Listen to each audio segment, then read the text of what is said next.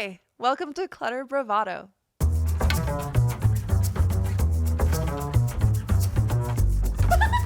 Yes, and it's the energy. It's not just about the stuff.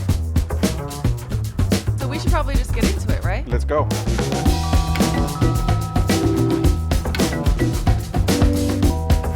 Good afternoon. Bonjour. How are you? I'm very well. Yeah? Yeah. How was your weekend? Didn't do anything. No. Not true. Saturday, actually, you were here. We had a nice gathering of We designers, did. Yeah. friends, and it was really fun to listen to that conversation. A lot of ideas exchanged. There were. That was probably, sometimes when you have a dinner party, you'll have a million designers in the room. So it's, or 10 or whatever. Right. But it'll be 10 designers and nobody's talking about design at all. And I felt like this time everyone was talking about design for like most of it. Obviously it veered off into some, yeah. But for a while, like there was a lot that I picked up in there. And also I love that our friend Ron Woodson was there. And he talked a lot about Tim Campbell, who I never got a chance to meet, but that I'm really fascinated by his work, and just everyone was sort of sharing stories about him. And it was really lovely. It was just a lovely gathering of people. And we had one firefighter who was just fascinating to talk to. Yes. And that was the one person that was not in the industry. We'll occasionally have an oddball out, somebody who's like not. Add a little bit of, we learned something. We have a little flavor in there. So there was that, and then the rest of the weekend was spent recuperating. However, you, my friend. Don't get me wrong. I did take plenty of time to rest, but that's because I ran 12 miles. I ran 12 miles on Sunday morning. That's insane. Isn't it? It is. I've never done that. I've been increasing my long runs by 1 mile every week. I skipped 11 because I was like, I'll be fine. I went from 10 and then took an entire week off from running. I think I ran 3 miles in a week. I did none. And then on Sunday, all right, 12 miles it is. And my run club, it's really funny because my run club, we started off as I think 8 of us. And slowly but surely, every Sunday, like someone else will fall off and someone fall off. And so the last 2 that I've done has just been me and one other girl. And she's so much faster than me too. So it's really kind of like running on your own. But I've kind of figured out the things that really work for me. And that I've done 12. In 2 weeks when I have to run my half marathon, I think I'm going to be able to do it. So your training schedule was done by? Okay. Come on. I used a combination of what so the woman who got me involved in the half marathon, her name is Teresa. She's a very dear friend of mine, and she runs marathons all the time. So, and she's run 2 marathons in the training of this half marathon. And so she had some input. I took some input from her, and I used ChatGPT. Now, okay.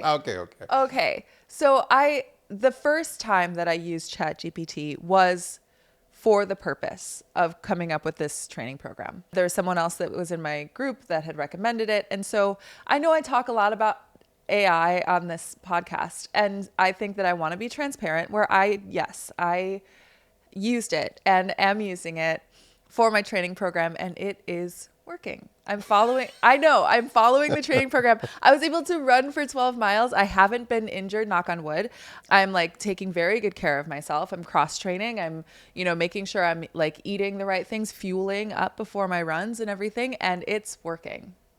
I find it fascinating. So yes. But I'm not the only one of us that has been dabbling in using ChatGPT. Well, you're all talking about it way too much. Okay, we have been talking about it a lot, but so because I went it was on it, you did. Yes, I did, and it's really interesting. I was in San Francisco when the internet became mainstream, and I did not really think about it. I did not foresee the future. I'm not the only one, but my regret is not having even thought about it. I was like, it's a tool, but I go on with my life. And it was 93, 94, 95 when really the birth of what we know now as the internet. And with AI, I'd like to try to think about what impact it's going to have on our life and understand it a little bit more. And so it's interesting to look at it that way. It's also interesting that, yeah, I have done a few things on it and it did help. It was fast. It was kind of neat to use. I mean, obviously I'm a novice and there's a lot to learn, but it's, look, good, bad, indifferent, I have no idea. Yeah. I don't know what the future holds. You know, we might be starting the Terminator movie and Very possible. That's and all. you know, I mean, it's possible. I mean, Yeah. I don't know, and you know, unfortunately, I don't. I'm afraid that a lot of people don't know. We could be playing with fire. Or we could be, you know, at the start of a new non-human civilization. Oh no, we're going too far. That's gonna stress me out if I think about that too much. Okay. So, What I will nevertheless, say, yeah. it's great for your training. It's great for my training. It's been great with, helping to organize like my schedule and how I'm doing some like time blocking when it comes to working on the podcast. Because if you're listening to this, you're listening to work that I've put in on this. Obviously, the two of us are co-hosting. So it's not just me, but it is a lot of work that I'm doing. So it's a lot of stuff behind the scenes, all of our thumbnails and descriptions and the schedule of the rollout for every episode and all of our Instagram posts and all of our posts on various social media platforms. I'm also posting it on my TikTok. And then we're also doing some writing for, we're going to be launching the Substack really soon. And with all of that work that's on my plate, and that's only one facet of what I'm doing every day. Keep in mind, I have been going out on so many castings and auditions lately. So I'm running all over town. Exciting. I know, it's been really cool. I'm pumped about it. But so many castings and auditions. And so I have that. I also have actually it was really sweet. There was, I have a lash client. I only have a couple of them left because they're just people that I've been seeing for a really long time and I love them so much.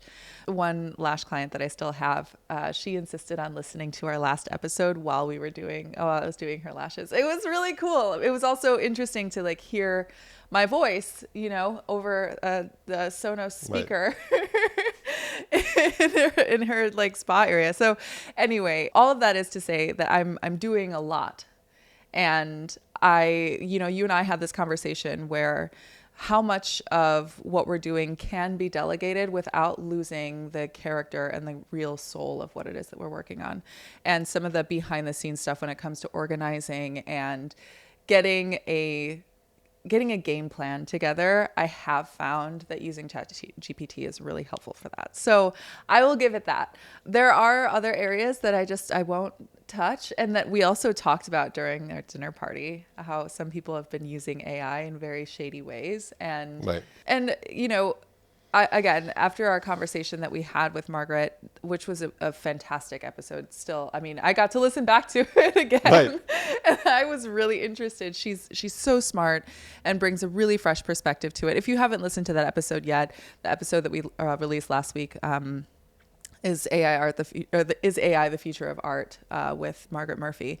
I highly recommend that you check that out because it's really digging into what the future of this industry is, but many industries as well. Yeah, I think it's going to touch everyone. Something that's really interesting too, which I won't go into too much detail, but there's a lot of conversation with SAG-AFTRA right now around AI and some of the new legislation that's been put through to help protect actors from having their likenesses used in AI, right, and then having that used without them getting compensated for it. So anyway, off on a little tangent there, but AI has been helpful for me lately. And so I have to give it that. And, so last week we had the interview with Margaret, and after that we went and watched The Price of Everything, a documentary on art, because it's true that conversation made me think about, what is art? Mm-hmm. Why is art so valuable? What makes an artwork valuable or not valuable? Because she has some good points. And that documentary was on Apple TV. I think so, yeah. Was really fascinating too. Not about AI, but about, not mainstream, but, high-end art and based mostly on the spring art auction at auction. But it was great. And it's true that the question, what is art, came back during that documentary. And so at least it makes us think about it a little bit. Yeah, I highly recommend if you're curious about this conversation or you're interested in art, if you haven't seen the documentary yet, The Price of Everything is a really great documentary. One of my favorite things about that documentary too is that it doesn't hit you over the head with a message it's trying to convey. Right. It shows a lot of different perspectives and it leaves you thinking, and I really appreciate it. Yeah, I thought it was really well done. So, doubling into it definitely makes you think a little bit and ponder. So, speaking of art, I do want to get into our guest for today. So, our guest today is Geddes Ulinskas, and when I first met him, he's very unassuming at first. Mm-hmm. He is brilliant. He's so smart and he is so incredibly creative. We've had architects on the show before, and architecture, I think it was you or someone that I spoke to, compared it to like going to school to be a doctor. You have the path, you know that this is what you want to do. You go to school for this amount of time, you stay in this industry. It's not usually something that people get to be, you get to be really creative in architecture, but it's also sometimes so catered to commercial output that it doesn't really get to be sort of a playful thing. And what I love about Geddes is that he allows himself to get so playful in architecture, not just in what he's creating, but how he's creating it. I loved that he talked about on his desk at home how he has molding clay. Yeah. And he has his watercolors. And we'll be making a post this week featuring some of his drawings because he's known for using watercolor to add life to his architectural drawings. And I find his perspective to be really, really refreshing and something that is a little unexpected from him. Yeah, there was a lot of soul too in his Yeah. in the conversation and the way he approaches architecture. So, and he's very involved in the community. Obviously involved with Jamie Rammerfield in the rebuild of the Palisades. He's our second architect only, I think, on that podcast. I thought it was our third. Didn't we have another one? I can't. But nevertheless, He may have been the second, actually. We'll have yeah. many more. I think We definitely will have more. We have Chris Course coming on soon. I love those conversations because it's a little different than just interior design. It's obviously so integrated, but it was fun to learn and see his perspective and how he approaches the relationship with designers, how he approaches the relationship with his clients, and how much he puts of his personality in the job. So I can't wait to hear it again because when we do the interview, you're so focused in the conversation and also like what you're gonna say. Exactly. It takes me a while. So yeah. Should we get to it? Let's go.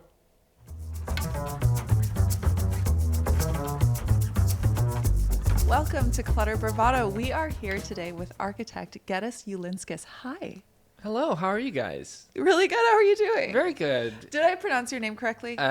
Like a champ. Okay, amazing. I'm so honored to be here. It's such a pleasure. Love talking to you guys. Oh my gosh, I'm so happy to have you here. So I want to talk a little bit about your trajectory and how you ended up being in LA. So you're initially from the Bay Area? That's correct. Okay. All right. So talk to me about what that process looked like to decide that you wanted to move from San Francisco to Los Angeles.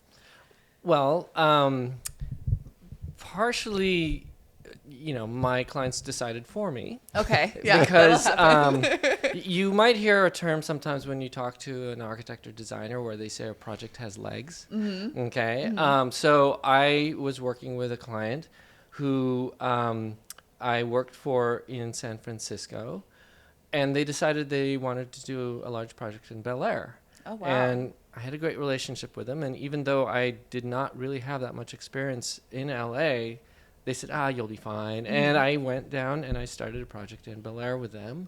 And that project actually I started in 2015. Okay. And it's still under construction. No. So it's been a labor of love. Yeah. It's been a real commitment. Okay. But we're very excited about it because it's looking gorgeous.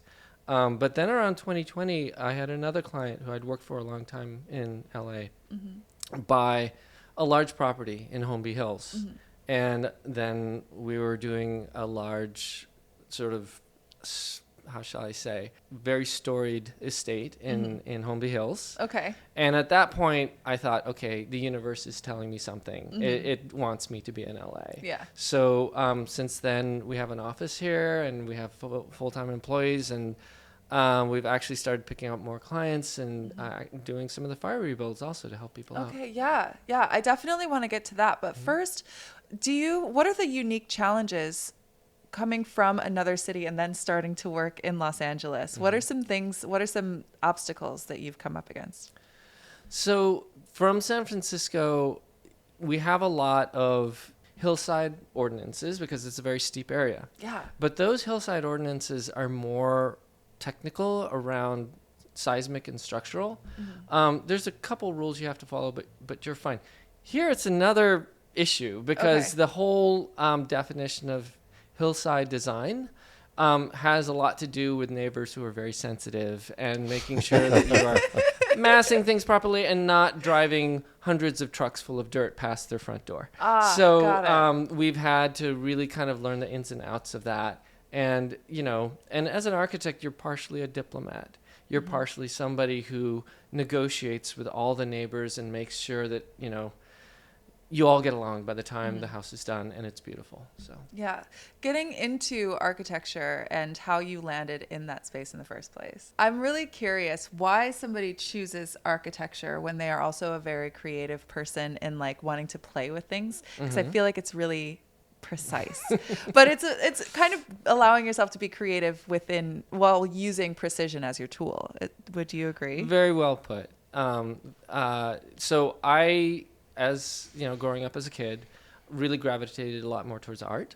I liked painting a lot. I liked doing sculpture, and my favorite medium was watercolor. And you talk about being precise. Watercolor is a very unpredictable medium. It has a mind of its own, and so I really gravitated towards working with that as I was exploring my own kind of artistic expression. But at some point in high school, I was encouraged to go for an art scholarship to an art school in New York.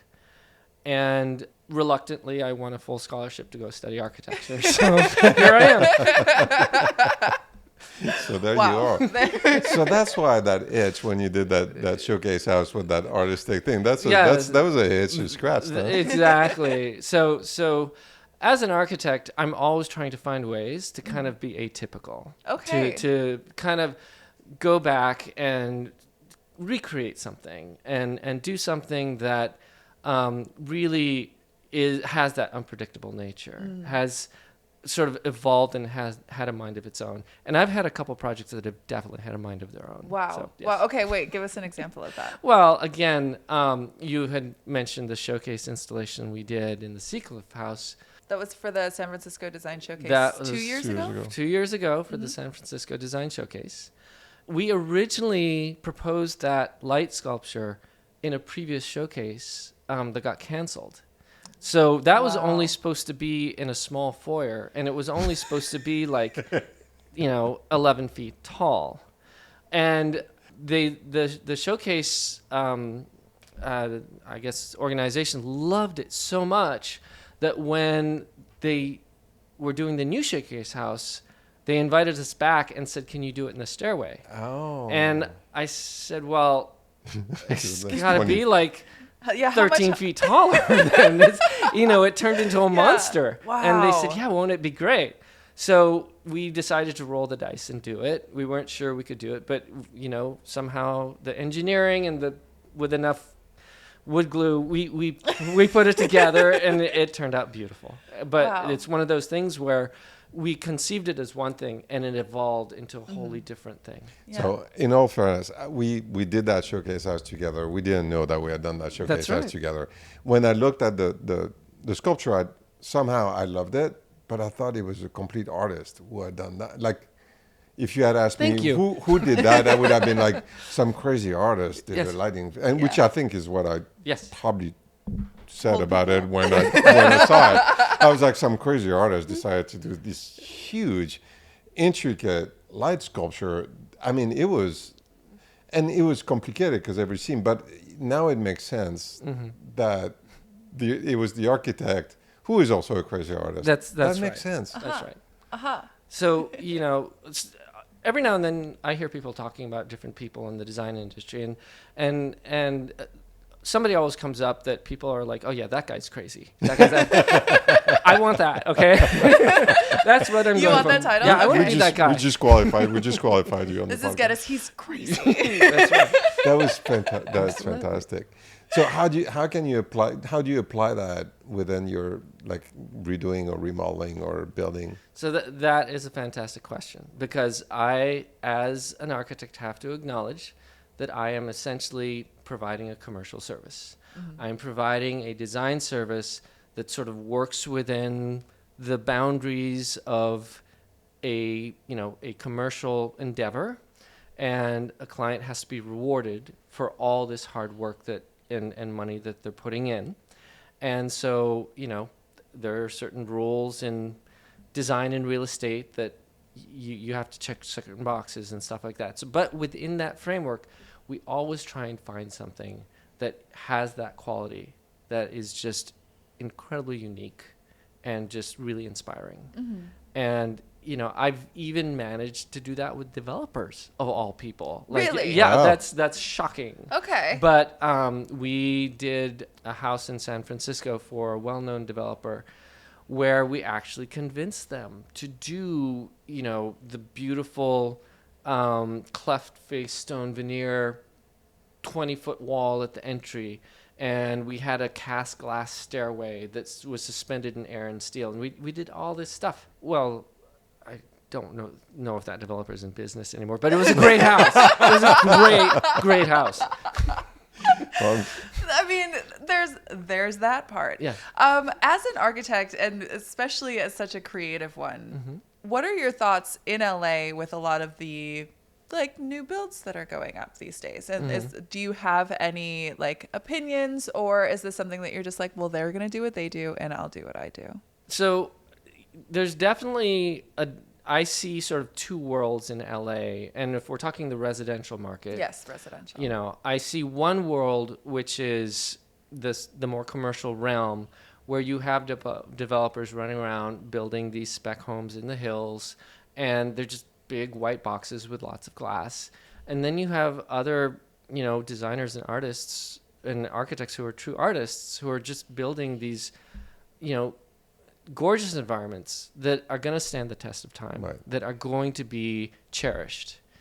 And so all I can hope is that more people with the resources go more towards that side. They go more towards the thoughtful approach rather than sort of, the more commercial knee-jerk reaction to how can we get as much, square footage with as much ceiling height as we can with as much glass as we can. That the consideration is, how do we find what is really special about this place, and how do we create poetry within that? Creating poetry with a home. You're speaking my language. I love it. I love it. Also, when you walked in here, one of the first things that you were sort of like pointing out was the molding, and how there are a lot of beautiful details in this space at the Talmadge. And then also the building across the street, which you were also sort of pointing out that you can see through the window.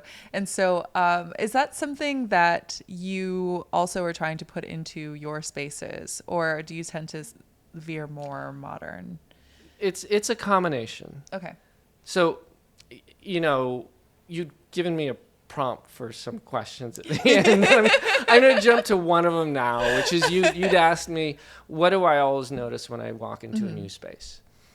And it's going to sound a little funny, but what I always look for when I walk into a new space is that somebody has left a piece of themselves there. So let me explain what I mean by that. There's a lot of building and a lot of construction and design that comes off as rather transactional. It there's a requirement, somebody provides a service, somebody provides a product, you fulfill a contract, you walk away. And then there are other times where you walk in and you see that somebody has poured so much of themselves into something, and there's so much care, and there's so many decades of like craft and experience in what they've done, that they've actually left a part of themselves there. And so, when I was walking into this beautiful space and I was mentioning how I'm just noticing these details before that I didn't see the first time, it's got that quality of somebody who has worked a lifetime to sort of be able to do something that beautiful, and they've cared tremendously and just left themselves here. And they left it on the table, basically. Yeah. And, and you can tell when you've walked into a space and everybody's walked away and left nothing on the table. And you can tell when you see things and you see, parts of our environment where people have left themselves there. And so that's what I tell people in my office, is that you really have to dig deep inside. And I know you're only holding the pencil, but in the end, when people walk in and they experience that space that you've worked on, they will need to feel you there. You will have to have left yourself there. And to me, that's why we're all in this. Yeah. It's does it make it hard because you're, comparatively to a builder or a designer or an artist, like you're a little bit removed from, because you're drawing, Right. and, is that? So you're correct. I mean, we're a couple degrees of separation away from the final thing that's Right. there. But how well you've drawn and detailed it, how well you expressed it, how well you know your shit. I don't know if you're allowed to say You can that. swear. You can swear. It's fine. Yeah, you can say. It all inspires the guys that are actually working with their hands. Right. Like, I remember very early in my career when I was working in New York, I was doing a TI in a building in Manhattan, and I was put in charge of doing this entrance lobby. And I had come up with this sort of design of all these custom moldings. And the contractor had assigned a carpenter to come work with me. And this guy actually, he knew I was young. I was just out of school. He saw my drawing. He's like, okay, this is kind of cool. Let's work together. Let's do this.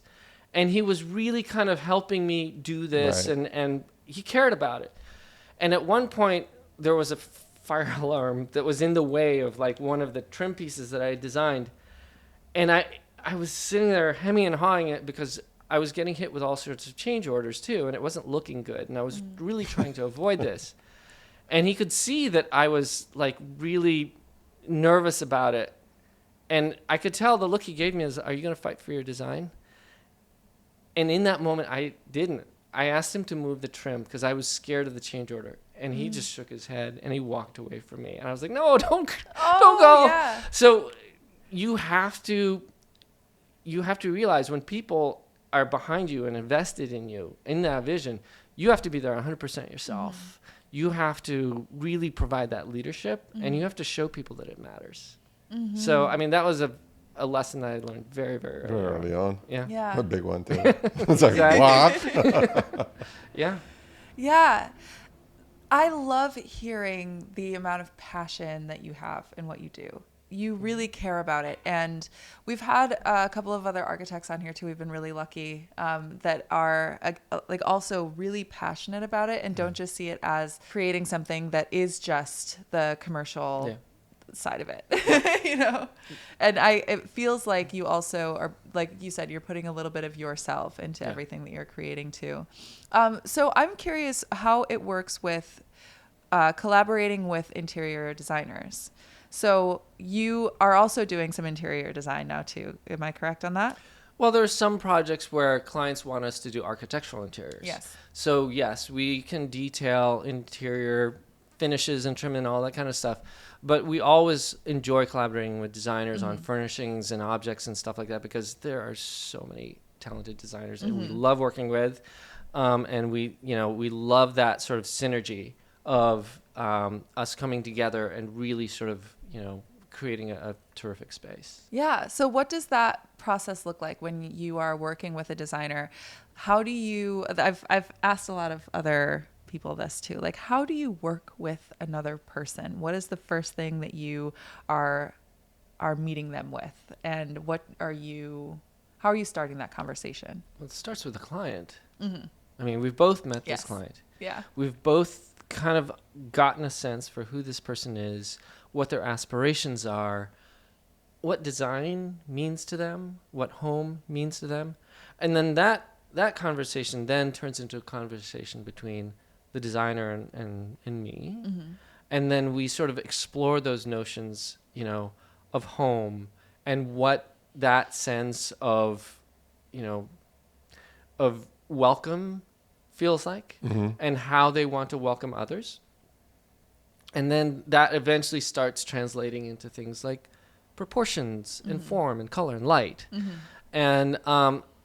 And to me, that's the real magic of it, is that you could take something as abstract as somebody's life experience, somebody's love for place, somebody's sort of preference for,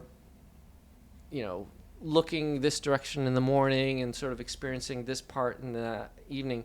And you can transform all that into proportions and composition and color and texture. Mm. That's a magical thing. Mm-hmm. Yeah. Are there some designers that you've worked with when you start a project that you're like, oh, I feel like we're speaking a different language? And how do you navigate that? Well, that has happened a couple times. But in cases like this, if you really respect that designer, like eventually you find that common ground. You find that common ground. You find that connection, and you're better for it because you've learned something, mm-hmm. And I've worked with designers who I'm glad have really sort of pushed me outside my comfort zone, and really, that's the best thing you could ever have somebody do for you, is to have them push you outside your comfort mm-hmm.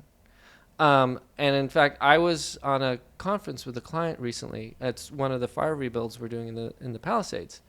And, we were doing sort of a Spanish revival, beautiful home for them. So we had a lot of the traditional Spanish revival details. And we were showing schemes where we were evolving it. We had 2 or 3 different options. And the first one was just classically beautiful. It just had, full Roman arches and just very, very well proportioned, detailed openings and everything. And then we started to introduce some more sort of more historical, maybe like Moorish Spanish detailing uh-huh. into it, which made it a little bit more sort of specialized and having a bit more of a historical rooting to it. Right. And then we started going sort of more Alhambra-like. And at mm-hmm. some point, the client was like, stop, you're really way out there. And I said, that's my job, is to go as far out, a little further past as I can. Yeah. And your job is to tell me when to stop. Yeah. So we've done what we need to do here. Perfect. So, yeah, exactly. Mm-hmm. And I'm all for people really sort of not being afraid to explore mm-hmm. and just pushing outside your comfort zone, because you could always sort of explore that territory and then pull back to what feels right for you. Right. Yeah. I guess it is easier to like pare back in that, where it's mm-hmm. like, okay, but if you get to have the imagination to push it a little bit further. I love that. Exactly. Yeah. So I have a question that's almost like more my curiosity or my ignorance maybe. We've gone to a couple of houses where the dining room sits more or less 6 people on a good day, 8 maybe if you squeeze it, and mm-hmm. the kitchen is an industrial kitchen that could literally feed a whole restaurant. And I'm having a tough time having this huge kitchen mm-hmm. and this tiny mm-hmm. dining room. It's something that, so how do you feel about that? Because it's something that I've come up a couple of times lately, and mm-hmm. I'm like, this is strange. Are we? Yeah, proportions. I feel our culture is evolving to a point where the dining room in some people's mind is becoming sort of anachronism. Right. Really? People are just sort of into this informal lifestyle where everybody mm-hmm. does hang out in the kitchen and everybody just snacks and eats or whatever. And the days of getting dressed up nicely, everybody mm-hmm. seating and having table manners and all that kind of stuff, it's gone. Gone. I'm afraid the age of deference has passed. Again. No. Yeah, no. Obviously. It's funny because I've noticed it, and I was like, I have had clients actually ask me, do we still need a dining room? Is that really a thing? And it is, It is sad because when I was growing up as a kid, everybody having dinner together at night, my father insisted that happen always. That it was like the number one rule in the house was you were home for dinner, and we all sat together and we had dinner. We didn't have that many guests and we didn't have that many parties, but for our family it was important. And it's scary that now it's acceptable to have all these busy schedules and kids are out at lacrosse practice and ballet or whatever, and they'll just grab something or they'll eat with friends, and families don't have dinner as much anymore. Yeah, no, it's interesting because it's one of my biggest pleasures having a dinner party with with friends and being sitting at the dinner table until 1 o'clock or I mean, and I feel like the exchange is so important and vibrant, and then I do it out of a tiny kitchen here, and I saw kitchens that I was like, wow, this is incredible, and then the dining room is like, Yeah. but it's for 8. That's a very good point. And again, it's the market. People want to be able to create these homes that have these sort of expensive looking huge kitchens, and it goes back to, as a person who creates spaces, you have to sort of push for how you feel life should be lived in those spaces and how those spaces should be used. And for a while, like as an architect, the market is telling me that I should be creating these, big white homes with 11-foot tall ceilings and giant sliding glass Fleetwood doors, and that's it. That's my purpose in life, and I'm done, and I'm good. And at some point, you got to say to yourself, okay, if that's my mission, if that's what is assigned to me, I got to go make some mischief. Okay, I'm going to go out and cause trouble, because that's not good. Yeah. In the same way that you pay attention to the size of the dining room, I pay attention to the lack of doors. I feel like there's so many homes now that are so open, but it doesn't feel like there's any more connection within the home, that it feels like people are sort of on opposite corners of this big open space. And even though there are spaces that are intended for entertaining, not a lot of people are entertaining like they once did. And what are some other changes that you've noticed over time throughout your career in what people are looking for in a home and the way that we flow through the home? Well, I mean, I've seen some good trends. Some of the good trends I've seen is I've been asked to design kids' rooms much smaller now, so they can't fit a desk and a computer. Oh. And parents are asking me to do homework rooms, sort of a common homework room at the bedroom level, so that all the kids have to be sort of out together, and everybody, if you're online, like you're in a public area, and which is great, because the truth is people are starting to realize now that, there's some dark places in the internet, and you can't always watch your kids. So I've seen parenting where people are feeling more responsible for that, and they want to see sort of the family more together. At least maybe they don't all eat dinner together, but the idea is get them out of their rooms and let's at least be together when we're doing our homework and stuff like that. I've seen the dad have his office actually more open so the kids can kind of see what he's doing, and kind of he can be more of a mentor to them. Because if you always have your door closed and your kids never know what it is you do, or what your function is and how you perform in this society, it's not a great service to them. It's much better for them to be able to sort of hear what you're involved in and hear what you create and hear what you contribute. So I've seen also parents have been asking me to sort of make the office open so that the kids can experience more of that. And I used to do that a lot when I would bring work home. I would sketch on the table with my kids, and my son would be drawing castles and all these knights invading, and I'd be drawing castles for people. So yes. I love that, actually. And the idea of opening up spaces that were once so closed off and then allowing privacy like closing off spaces that, you know, were once a lot bigger. Yeah. I really like that. Yeah. So yes, there are some of these negative trends where we are seeing things like more formal living going away, but along with the informal living and the more openness, I'm seeing families trying to connect more. That's interesting. It is Yeah. encouraging. I think that we've talked about it a little bit. Like I feel like we should have, meditation rooms. In, that was one of our dreams, is to have a client that says, "Hey, I want a meditation room." I'd be like, "Yes." Actually, For the family. I've done a couple prayer rooms. Oh, I love that. For Yeah. mainly Indian clients. Yeah. Oh yeah. So I've done 2 prayer rooms. One of them, the client actually asked me to design like this little stone temple, and I was very excited about it. But she was going to have it carved in India and shipped over.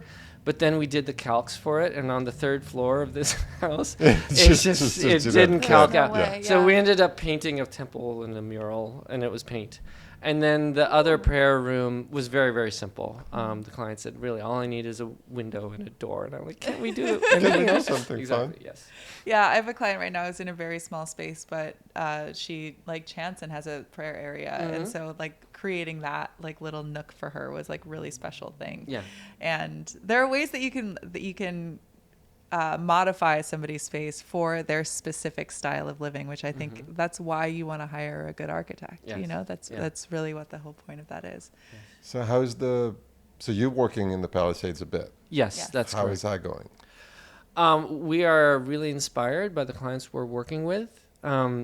As frustrating as it is, I mean, none of them ever wanted to have to work with me right now. Yeah. But they're very enthusiastic about the design that's coming along. They very much really are looking forward to rebuilding, and they're enjoying the process, which I couldn't hope for more, you know. I think that so far it's been very good in that the community has put out a lot of really great information and has been very good at helping people. And the way how the Palisades itself has organized, like each block has had a block captain, and the block captain is sort of kind of distributed information to all the different residents on their block and help them sort of compare, permit process. Okay, well, this person's going through this, and they hold regular meetings and stuff. And that's really inspiring to see. Yeah. Wow. So That the is community- really, the community coming together. And are you able to do in that redesigning and rebuilding? Are you able to be creative? Do you see like creativity, or do you see? So we are able to be creative, with a caveat that we have to try and have it not burn down again. Right. So things like having anything growing near the house are kind of a thing of the past. Right. And those elements of where landscape used to tie into homes, where you would have, beautiful trellises and arbors over openings and stuff, and you'd have, gardens, very, very intimate part of the home. That, unfortunately, is a thing of the past. Really? Yeah, now it's all these zones where you have to keep certain, like nothing within 5 feet, period, like gravel. And then everything within like 15 feet of the house has to be very, very like non-dry, like succulents and stuff like that. And then beyond that, there are different zones where you can start having, other types of planting.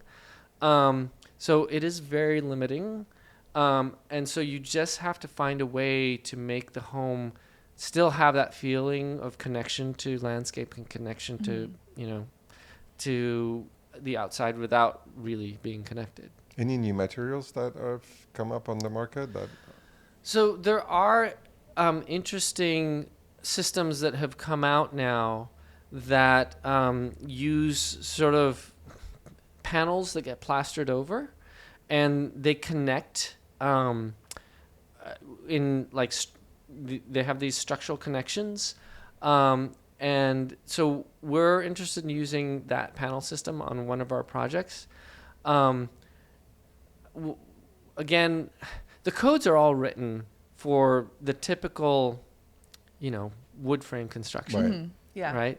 So any kind of new system that is structural has to go through a bunch of hoops, and there's a lot more maneuvering that needs to be done. Like recently we were doing a rammed earth house, and people have been doing rammed earth homes for the last 80 years or whatever. And it's still hard to do a rammed earth house. Like, you still have to essentially do a steel structure that is kind of independently supporting, and then you just pack the rammed earth around it, and it just hangs off the steel. Like, there is a way that you can do the mix in such a way that it's considered lean concrete, but just getting the authorities to really kind of go along with it and feel okay, and it's just so hard. Yeah. So that's the challenge to new materials, is because, you know, our whole system of kind of testing and calculating and approving structures is just all set up on the way we do things. And frankly, we're all lazy. You know, we're a lazy bunch of humans, and we don't want to really think outside the box. Got it. Yeah. And how many projects do you have in the Palisades right now? So right now we have 3 projects in the Palisades, and then we have probably about another 3 that are probably going to come online in the next 6 months or so. So yeah. That's amazing. So, and you've also been a pretty integral part of the overall rebuild and the planning and. So there have been 2 efforts that I've contributed to. One is a group of architects have done a project called Case Study 2.0, where they've all donated their time to create designs that are giving sort of prototypes to people who've lost their homes to really be able to look and see, and they've all been vetted and approved by the planning department and building. So it's a fairly easy, you know, jump to go from, oh, I like this, to getting your permit and getting rolling. Nice. So we've been part of that program. The second program we've been involved in is sponsored by the Design Leadership Network. Okay. And they've done, it's more of a historical approach where they've looked at the sort of pattern language of architecture that people really love in the Palisades, those historical styles. Right. Everything from like the colonial revivals to the Spanish revivals to the mid-century moderns and the shingle styles, so I can go on and on. These are styles that uniquely involved in Southern California and had their own kind of Southern California take. And so before even putting paper to pencil, pencil to paper, Jamie Romerfeld, who you guys know, yes. who we all love a lot, locked a whole bunch of us up in the studio for 2 days and said, you guys need to really do some homework. You need to educate yourselves and really understand what is beautiful about these historical styles, what makes them proportionally, you know, click, and how these things are properly put together so that we could create a guideline. And what it is it's sort of a manual for people in the Palisades who are building that maybe they can't afford an architect or a designer, but they can have this book that sort of gives them shortcuts to, okay, if you really have your heart set on doing sort of a beautiful, you know, historical Palisades style, and you don't think you can really rely on your contractor to pull it off, here's a really wonderful guide. Yeah. And you can show it to your contractor and say, hey, you know what? Why don't we do this? Because this is all kind of figured out. This is all laid out. This all has precedent. And it looks beautiful. And so Jamie's worked really hard and really sort of organized our group. And I think people are very, very excited about it. Yeah. I mean, I'm very excited about that too. I've been sort of following the work that she's been doing on that, and I'm very excited. The book hasn't come out yet. Okay. Because when that does, so yeah, I need to get my hands on it. She's giving us our deadlines and she's giving us our homeworks. In fact, I just got an email from her as I was coming up the elevator. So okay, good. I need to get to work after this. Yeah. Perfect. So, well, speaking of, we all need to get back to work today, I think. So I'm going to wrap up with our 3 questions. So you already got one of them out of the way. Yeah, so let me ask the last 2. So first, what is the messiest place in your home? So by far the messiest place in my home is my desk. Okay. So if you look at my desk, it doesn't look like an architect's desk. Yes, there's maybe a computer on it, but then there are like clay, and there's wood carving tools, and there's watercolors, and there's gouache, and there's, like all sorts of different things for making stuff. Yeah. And it is a absolute disaster. But, on any given day, I don't know. I'm kind of messed up this way. I need to sort of grab things, and I need to push and pull material, and I need to form things. I need to sculpt and carve, and I need to do a wash here or there. So it's like this frenetic mess of just, stuff that eventually, a couple weeks later, something pops out the other end that, it's kind of cool. That's so cool. Wow. That's so cool. I want to get clay for my desk. I like having things to play with. Yeah. But, that's really neat. I really like that. Okay. So, yes, it's messy, but it's the coolest kind of mess. I'll allow it. And so you already answered, what is the first thing that you notice when you walk into a room? Yes. So my third question for you is, what is your favorite space, either that you've created or in your own home? So the favorite space that I have created is the entry area in the synagogue that I helped design in San Francisco. Wow. And the synagogue is one of the oldest synagogues in San Francisco. It's the Congregation Heverthilim. And it's this entry area that is just bathed in light, and one of the walls is Jerusalem limestone. And it was very important for them to use Jerusalem limestone there because it linked to the original wall of the temple in Jerusalem. And I'm not Jewish, but I went to a lot of the lectures that the rabbi gave on, the temple in Jerusalem and how important it is.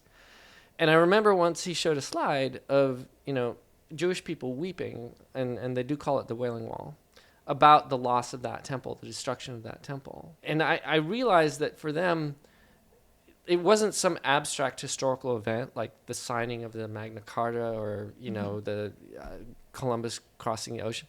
For most of them, the destruction of that temple was a personal loss in their life, like a deep personal loss, like family member who died or something like that.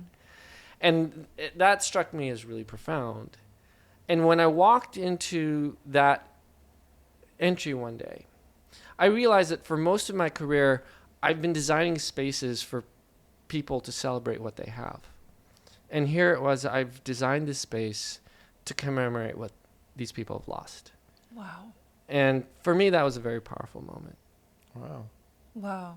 Wow. It is such a pleasure to sit down and talk to you today because you, and I've said it before, you are so passionate, but you have such a deep well of love for what you do and also for the people that you work with. And I think that is something that ought to be celebrated. And so we're celebrating you. Thank you.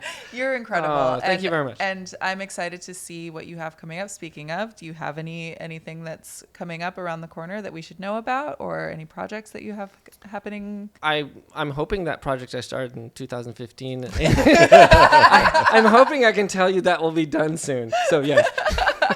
Perfect. Yes. Well, thank you again so much. We have lunch for you today. Oh, excellent. Yeah, very excited. We'll share a meal, but thank you again so much. Okay, well, thank both of you. I appreciate it. It's been an honor. Okay.